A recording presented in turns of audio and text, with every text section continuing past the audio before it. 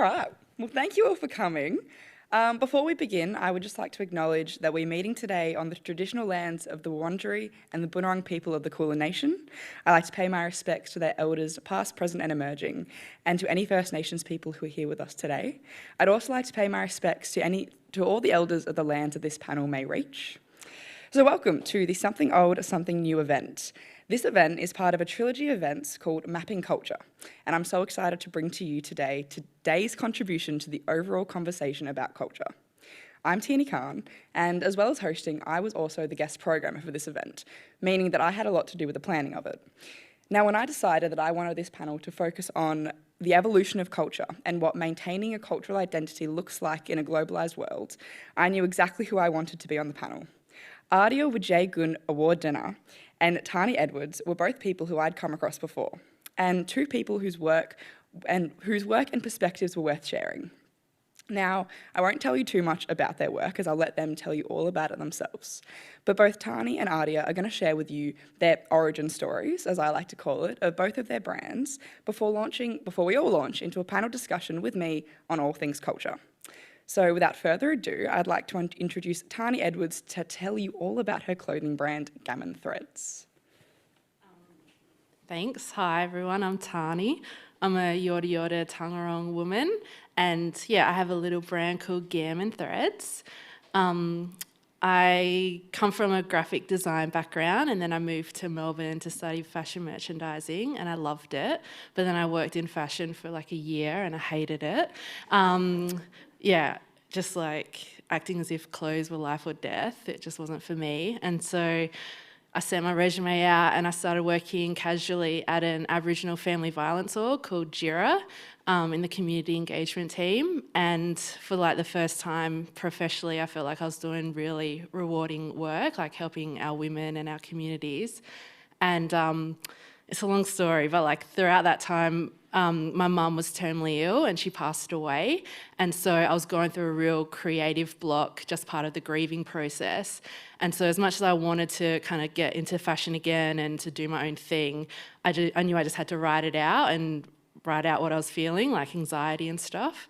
And then it wasn't until the 2018 NAIDOC theme, Because of Her We Can, just that, and then the work I was doing in communities inspired me to create designs around the Black matriarchy and respecting Black women. And I guess I kind of launched my little brand in July for NAIDOC week. And so it sort of started out, I guess, a little bit activism or political, but since then it's just evolved into just stuff that I really love, like my creative outlet, like things around our humour and our traits and sort of being cheeky and taking the piss a bit. That's basically my story. Thanks. Yeah, thank you, Tahnee. We were talking earlier behind in the green room back there about kind of how careers can develop and how often the first thing you go into isn't always what you end up in. And I think that's such a good testament to that and to the progression of that. Yeah. I'd now like to introduce Aadhya, who's going to share with us the story of her podcast, Brown Paint. Yeah, so hi everyone, my name's Aadhya. I am an actor, singer, dancer, and I'm also the founder of Brown Paint. Brown Paint is a social change platform that discusses all things art and culture, specifically related to South Asian culture. It is on Instagram, YouTube, and as a podcast on Apple Podcasts and Spotify, if you'd like to check it out under the name Brown Paint. And Brown Paint was really the end result of my personal story and journey with reconciling my own sense of cultural identity. I started off as a kid being really embarrassed and ashamed of my culture, and I'm finally at a point where I'm very proud of my roots and my heritage and where I come from. And with Brown Paint, we talk about all sorts of issues within South Asian culture because there are a lot of issues that I find within South Asian culture due to post-colonial trauma, and the culture is quite rigid to change, and I find that it's time to start talking about these problems such as misogyny, environmental issues, intergenerational gaps between parents and children, improving communication in brown households is a huge thing, tiger parenting, it's just not cool anymore, and also encouraging kids to follow alternative career paths, that being a doctor, lawyer and engineer isn't, like you don't have to do that anymore. You can diverge from the traditional narrative of what it means to be brown. And so brown paint is about just changing what that narrative is of being a brown person, whether that's within a diaspora or within a South Asian country. And brown paint also talks about representation and valuing art and artistic expression, as well as just the basic need for human expression within South Asian culture, which is a huge thing. And we believe in creating those social change through creating art or through expression or open-minded discussion like what we're having today. So thank you so much, Tierney and the Wheeler Centre, for having us today. Yeah, sick. Thank you, Aadhya. I think that's like that journey of kind of not breaking out of your culture, but understanding that what people have been telling you your whole life isn't necessarily the be all and end all, is like a really relatable thing for a lot of brown kids in cultures and everything. So yeah, even completely just agree. ethnic kids in general, or just Totally. anyone in general. Yeah, across definitely. cultures, I think it's a Yeah, thing. it's definitely a running theme. All right, so we're going to jump straight into a discussion now, not only about both of your brands, but about culture as a whole. Now, you both shared the origin stories of your brand, and Aadhya, you kind of touched on this, but Tahnee, when you were formulating Gammin Threads, how kind of aware were you of your cultural identity? Perhaps you weren't at all, but was it something that you were like thinking about when you did it, when you were, formulating? I think it wasn't something I was set out to do. Like I said, I was just inspired to finally start creating again, and that's what got me really excited. And I think, like, I always struggle talking about it, but I feel like Gammin Threads is almost kind of like, it might sound real lame, but like just a love letter I have for like my culture and my community and people. And yeah, like my cultural identity is like everything I do with Gammin Threads, all my artwork, it's all themes around being a black fella and our humour and our traits. And I think you talk about representation. I think a lot of people who might not know many Indigenous people kind of think we're this, just beautiful bush kids, or they have an idea of like what we look like. But we all come from different backgrounds and we all look quite different and have different, lived experiences. So I think, that's also what I try and do with Gammin Threads, is just more representation. I think I've forgotten the question, so. It's all good, that's great. Thank you, that was great. So how do you both go about the process of creating something new for the brand? So Tahnee, for you, how do you go about new designs? And Aadhya, how do you choose who you want to interview and what themes you want to touch on? Don't mind who goes first, Aadhya, if you want to go first. Oh, yeah. I find that I bounce off a lot of the people that are interacting with brown paint, whether that's in the comments or friends of friends or people that I meet in real life, and I'm constantly inspired by everything around me culturally. Even, when you go to a dinner party and there's a brown auntie there and she's sort of, making fun of what you're doing or whatever. And real life experiences as well as real conversations with people inspire what I create in terms of content. And then I tend to just brown paint has been like this beacon of light that's just magnetically attracted so many amazing creative people. Before brown paint, I genuinely thought I was the only brown creative out there, because I just didn't, growing up, everyone around me was growing up and becoming accountants or doctors or lawyers, and I just didn't know anyone that was creative. And I've met the most incredible people through that, and the selection process is really easy because it's just based off of connection, and if you can talk the talk as well as you can walk the walk, 100% I'll have you on. And even just people, you don't have to be brown. I'm so open to just having conversations with everyone, so I bounce off in terms of community, I think is what I was trying to say.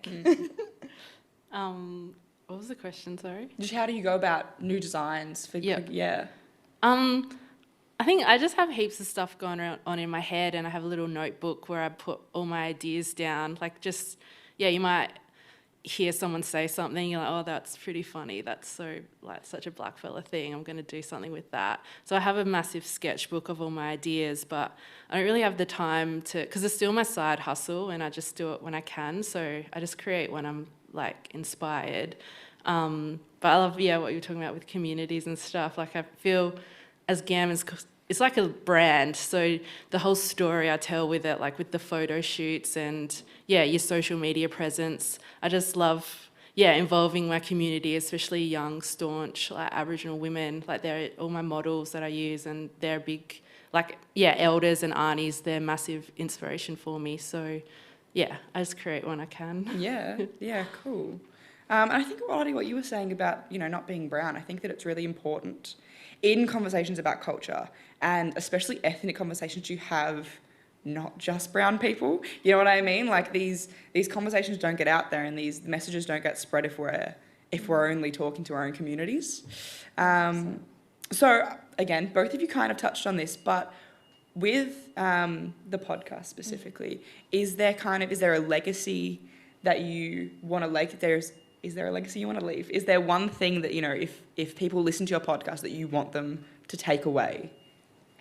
Yeah, I think that generally speaking, I'd love people to just feel a sense of motivation and inspiration to pursue whatever it is that they want to pursue in their lives after listening to it, because I have some incredible people come on doing some unbelievable things, and you just can't help but empathise and feel into that kind of, the incredibleness of what they're pursuing. And I think that, if anything, because there's so much to touch on. I mentioned a couple of the issues that we address, but at the end of the day, to go home and to feel inspired to live your life in a more enriched sense, I think that it all just comes down to that, and to pursue your passions and follow your dreams.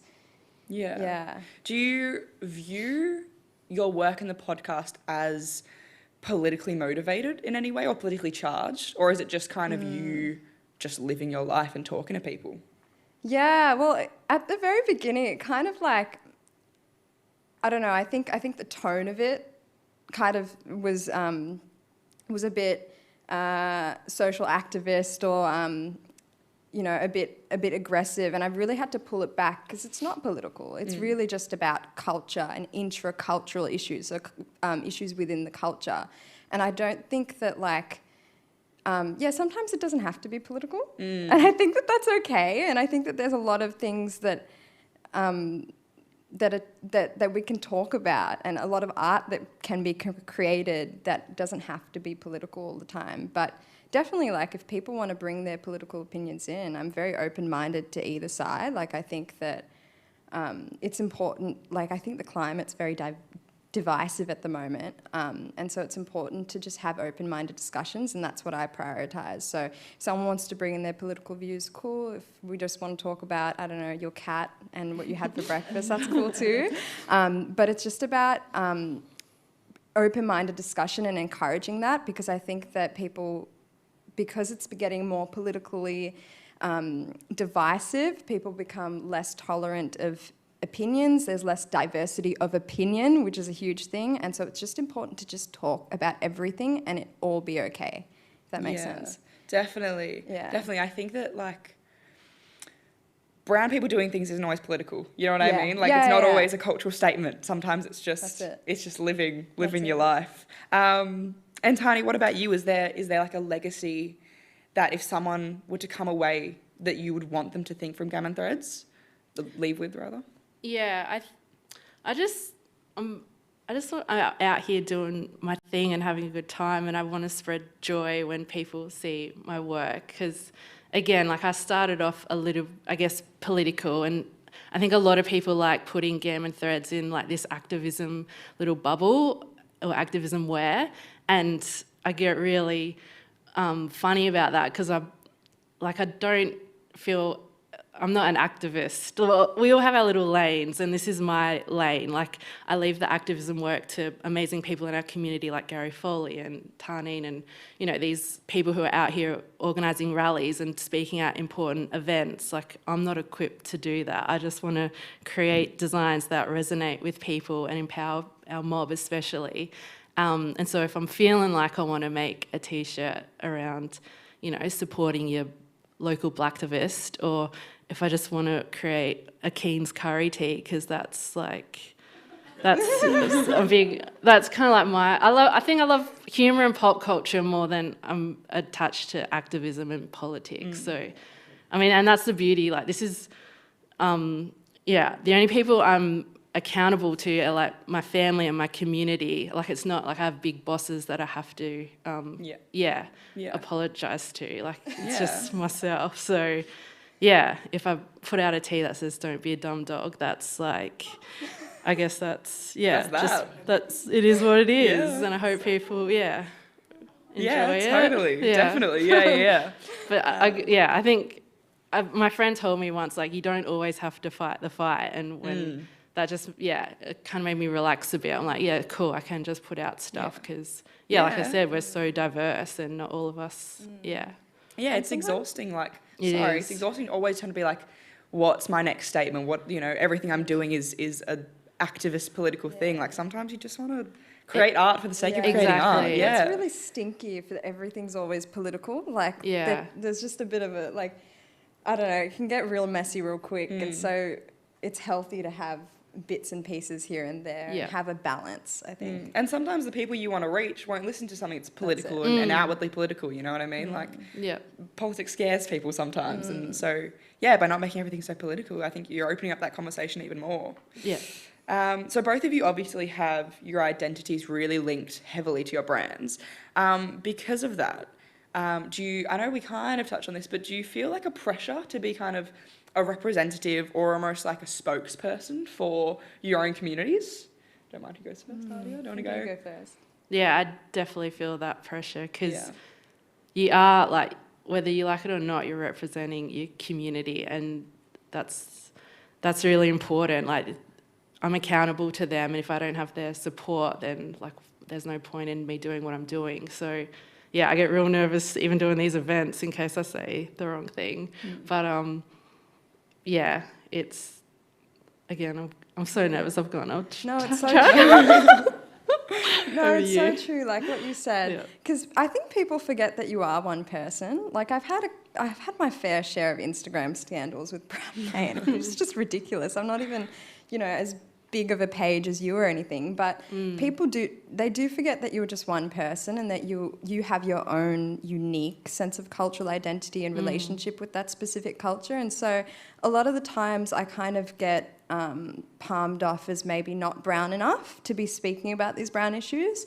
And I suppose you could probably see that because I didn't grow up in the typical brown suburbs in Melbourne, or, even you can put it a step further and say that I'm not from Sri Lanka. I don't have a Sri Lankan accent. I'm just not brown enough for some people. But it's not about that. It's about me being a facilitator to encourage other people to come into their own sense of cultural identity and find their own place within that relationship, if that makes sense. Yeah, definitely. Yeah, definitely. So what's the perception been like from your own communities of your work? Has it been, I know you said you got a few scandals. Oh, but largely overwhelmingly amazing. You always have the bad eggs, but it's been incredible. Yeah, people, I think especially brown paint is an amalgamation of art and culture, and speaking about, representation and expression and encouraging South Asian artists, and then in turn encouraging representation. And so that's something that no one's really touched on. And in general, also intracultural South Asian issues. We run away from it as South Asians, we really do. And the cycles of trauma and habits and indoctrination and like rigid cultural belief is so deeply rooted and just carries on generation through generation. And I think that it's time for some change. And I think that South Asian culture is disproportionately rigid and stubborn to change if you compare it to other cultures. That's just my personal opinion. But I think that there's a reason why at the moment, within the last couple of years, there's been this huge shift towards South Asian empowerment. I mean, you have TV shows on Netflix like Never Have I Ever come out and just raise awareness about intracultural South Asian issues. So I think that people are really feeling like it's high time, and so that's why it's been so well received. Yeah. Yeah, cool, definitely. So I read something recently. Yeah. The University of Melbourne, the newsroom, published an article about Indigenous businesses and the rapid increase in the number of businesses that were Indigenous owned. Tahnee, do you think that there was a gap in the market for Indigenous businesses that it's now being filled? Or maybe do you think that that gap still exists and needs to be filled? Yeah, I think there's a lot of support for Indigenous businesses now. Like, I definitely couldn't have done Gammin Threads, like, I don't know, 10 years ago, or maybe even 5 years ago. And then with what happened last year with Black Lives Matter and deaths of custody stuff, we got a lot of support. I think people are just more aware, and we've got support out there. But I think even, like, you just seeing other black fellas running their business and, I don't know, having that economic freedom or whatever it's called, like, it's inspiring. And there's more to, you don't just have to work in community, or you don't have to work in these political jobs. You can, do your own thing. Yeah. But we're a very small part of the population, but I think it's really warms my heart, all the support that we get, because I know personally I get a lot, especially from allies. I don't know, just messages and stuff, and that's it. Yeah, I keep going. Makes your day, doesn't it? Yeah. I know personally, as a multi-ethnic kind of woman myself, my relationship and journey with culture kind of similar to yours. You know, it's long and ever evolving and things. Aadhya, you talked about a relationship from shame to kind of being comfortable in your roots. What did that look like? All right. Yeah. It's a long story, but I'll try and keep it short. So growing up, I was always, like, the default was to be embarrassed of your culture. That was sort of like the cool thing growing up, being brown, trying to whitewash yourself was cool. And I don't really know why. I think it's just sort of embedded into this culture, sorry. Like, even when you go to Sri Lanka, everyone's trying to westernize themselves. They try and actually put on an accent, even if they've never travelled anywhere their entire life. They'll put on an accent to make themselves sound British or, like, educated, or they'll dye their hair and they'll do their makeup to make themselves more anglicised. And so for the longest time I could just remember trying to, straighten my hair and asking my mum to pack sandwiches rather than smelly curries for lunch, which I totally regret now, but wish I could have curry every day.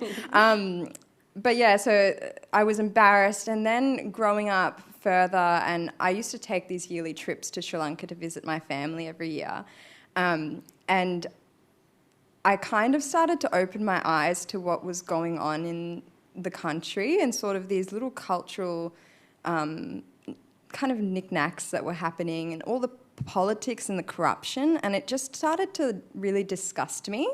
And it was so interwoven into the way people behave as a culture that I started to really want to dissociate myself from the culture entirely, to the point where when people used to ask me, oh, what's your ethnicity or background, I would say, I'm Australian, and insist that, and I would not mention that I was Sri Lankan.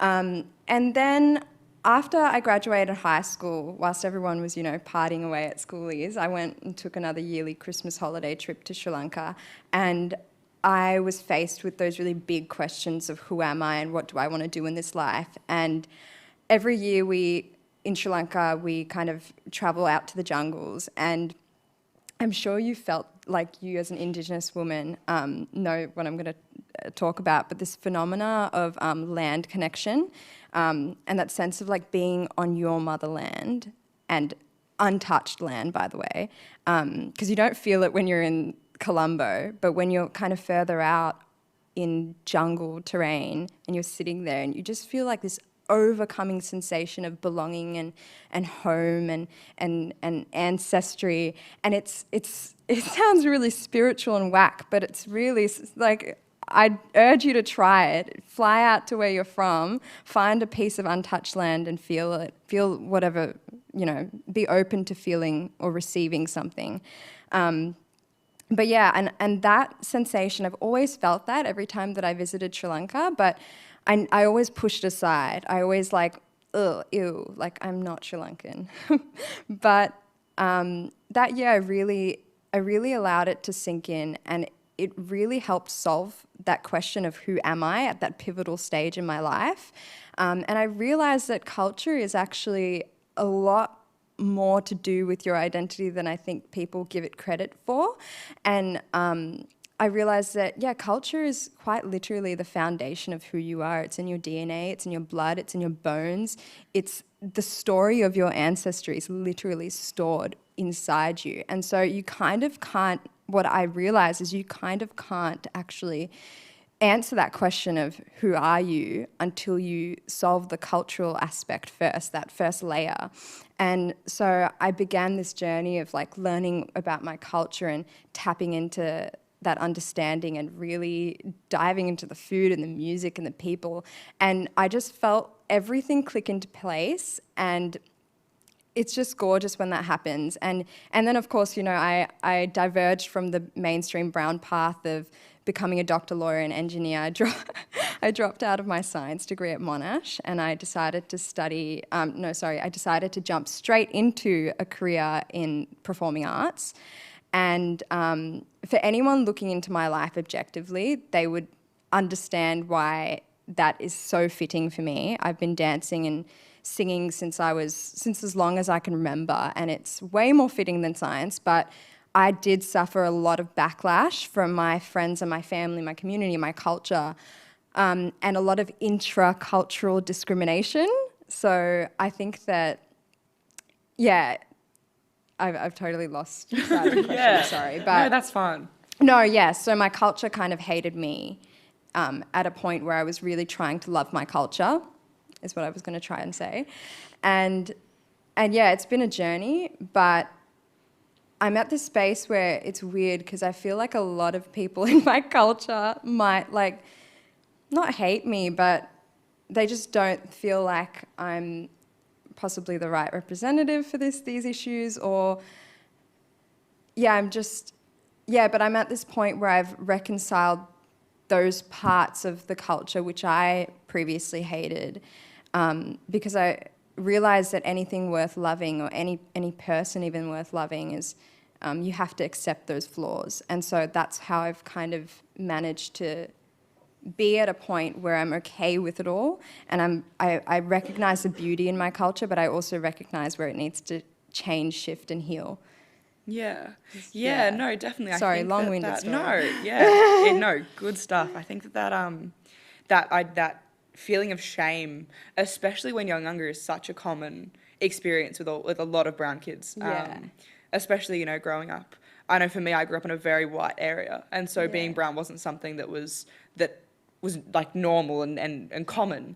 And yeah, and I also think that the criticism of culture in terms of what needs to change is something so important, because you can love your culture and want the best and want it to change for the best as well. Totally. So you both use social media through your brands. Do you think that social media has a place in the appreciation and the spread of culture, or do you think maybe social media hinders that journey? I think it's only ever been positive for me so far. What about you? Yeah, I think so. Yeah. You talk more. I mean, Like, positive, it's been, like, there's nothing, I think social media has been great in terms of, like I said before with brown paint, I'd never met anyone else that was like me growing up in terms of being South Asian and being a creative person. And it has connected me to a plethora and abundance of people that are like-minded, and that's just a gift that, I mean, I'm so blessed to be able to meet people like that now. So, only great things to say in terms of social media. Totally. I mean, I came across both of these people on social media, so I think there is something definitely to be said for it. Do you think that in today's day and age that it's important to hold on to exact cultural practices and specific cultures, or do you think that it's okay to let culture shift and evolve and change as we as a society kind of change? Yeah, I think it's natural that, your culture evolves because the world around us is evolving, but like I have a lot of appreciation for people like blackfellas who do keep our traditions going and are teaching them to mobs, because it was taken away from us and stolen. So it's really important. But yeah, there's I guess like I'm not doing traditional art at all because I wasn't taught that. So I'm just doing my own thing, and I feel like what I like about Gammin Threads is that, I don't know, it doesn't make you any less of a blackfella if you don't speak the language or you don't do traditional dance or you haven't learned how to weave. Like, because a lot of us, like my dad's stolen gens, and a lot of us have grown up without our families. So yeah, you're either Aboriginal or you're not. So big appreciation for people who do keep culture and traditions alive. But it's just a natural thing that we're all going to evolve. Definitely. I think it's about striking a balance between being too purist and then being maybe too liberal. I think that you need to identify where traditionals are possibly traditions, and customs are holding you back, and figure out where there is space to move forward as the world is progressing forward. I definitely think South Asian culture leans more towards the purist side. So I definitely think that there's more room for moving forward because there seems to be like a rigidity there to change, but definitely striking a balance is important. Do you feel a struggle to find that balance? Yeah, especially sometimes. in your work as well. Yeah. Yeah, sometimes. Yeah. Yeah, because you can't really what's it called? Satisfy both sides. Like there's always someone that's going to be mad at you, and a lot of the older generation South Asian people tend to be very protective of the idea of Sri Lanka when they migrated, and they're holding on to this nostalgic idea, and they just don't want anything to change. But change isn't always bad, and it's actually healthy and important, and cultures are ever flowing and ever moving, and they're living, right? So they should change, but definitely like maintaining cultural practices and the good parts and the beautiful parts is so important, because there's something also really nice about engaging in practices that have been untouched for centuries, and the energy that carries. It's like this deep weight. It's gorgeous, yeah. Yeah. Tahnee, when do you feel most connected to your culture? Like, is there something that you do or anything that makes you feel, like Aadhya, you were talking about being in the jungle and that land. Is there a similar experience that you have where you feel at home and belonging?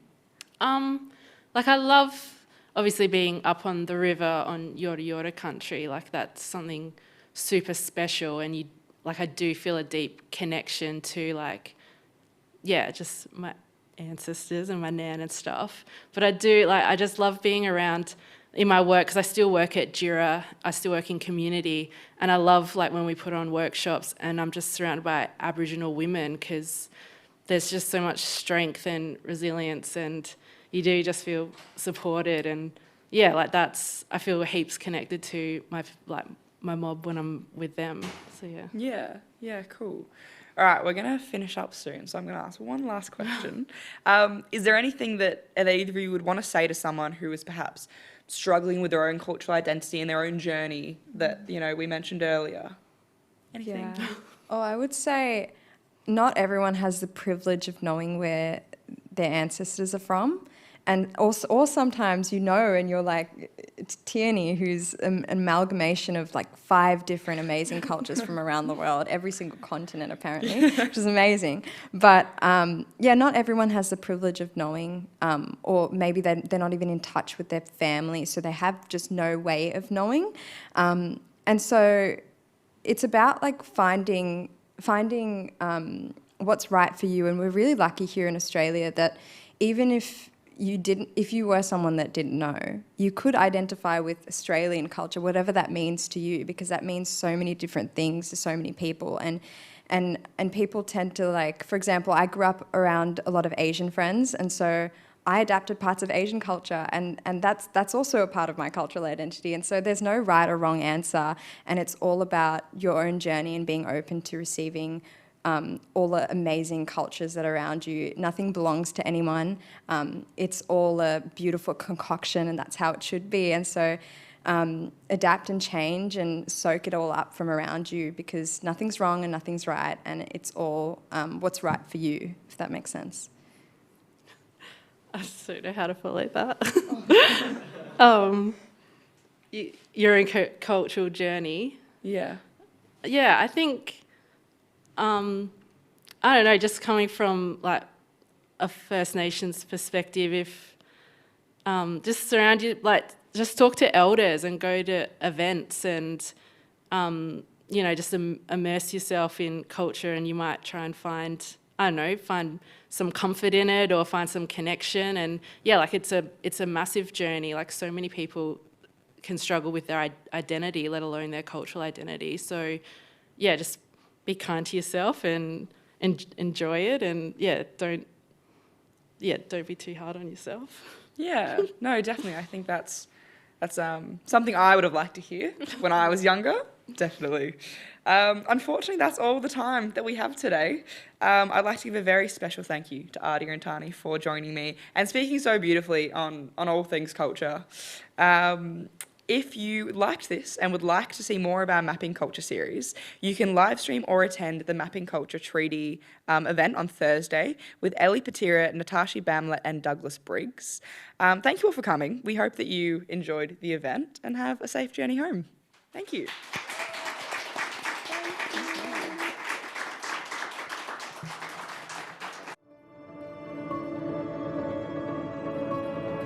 Visit wheelercentre.com for the best in books, writing and ideas from Melbourne, Australia and around the world.